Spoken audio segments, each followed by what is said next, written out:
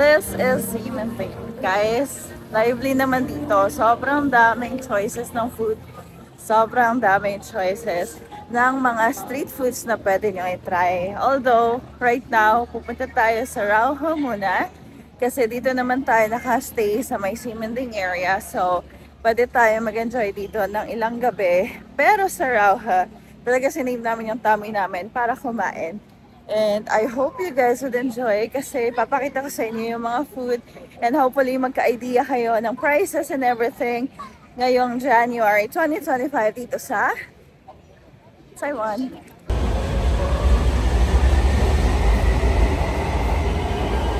And so nag-stay rin kayo sa may Ximending area. Hanapin nyo lang yung Ximen Station. Parang gate number 6 yata yon. And then take the green line. Nakalimutan ko yung name niya. Take the green line going to Songshan. So andito na tayo ngayon. Ito yung platform number 2. And we are getting on. Tapos bababa tayo after 7 stops, which is yung Songshan.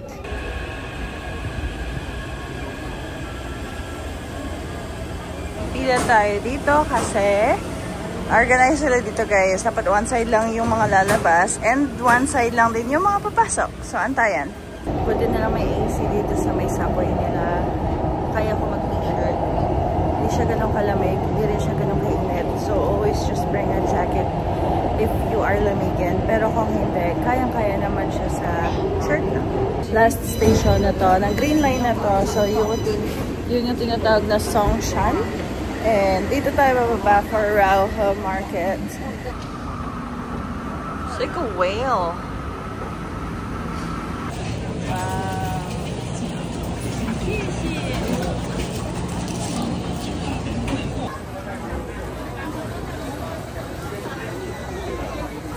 For 70 Taiwan dollars, makukuha na natin to. And masarap naman siya, pero sobrang strong pa rin yung flavor ng Chinese na spices. So, ako mas bet ko siguro siya without yung sticky rice part.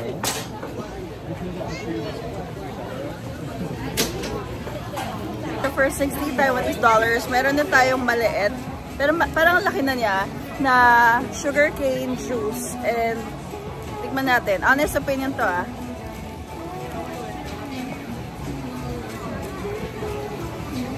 Masarap din. Matamis.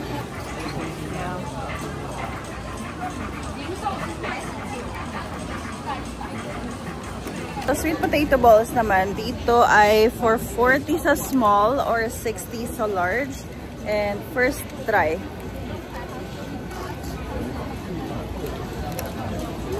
Para siyang mochi. Masarap.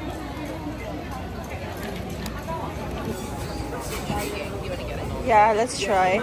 And so, order tayo ng king crab.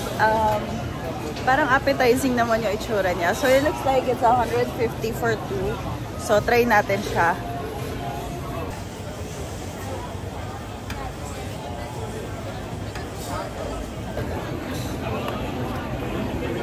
So, we're just gonna try this. Do you want tissue? Salt and pepper.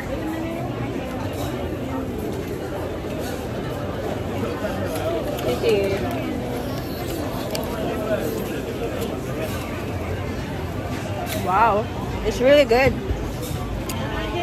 Yeah, I like it. Thank you.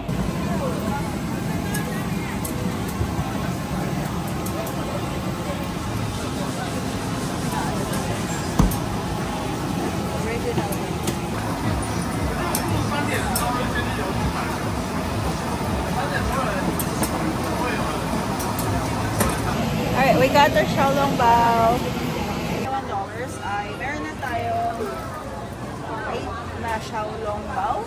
So, first time ko ito i-try, lagay ko muna yung soy sauce.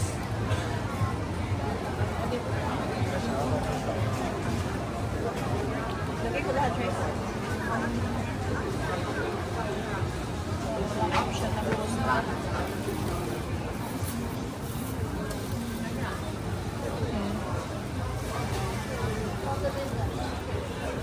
So we will try our first xiaolong bao. So ito yata yung may soup sa loob. Try natin. Super init siya.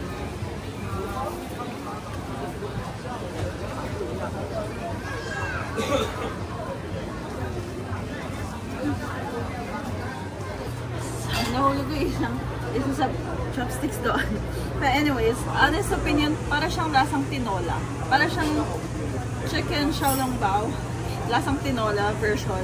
So, sabi pork, pero yun yung nalalasahan ko. Masarap siya, pero mas masarap siguro magdalawa yung chopsticks.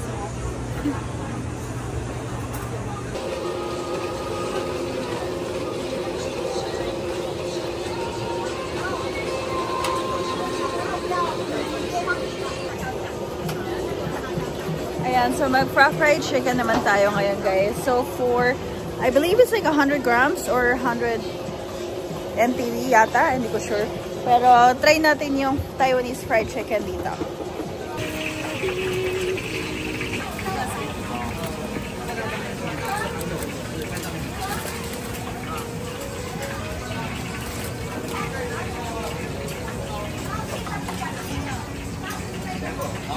Taiwanese fried chicken. Try naman natin.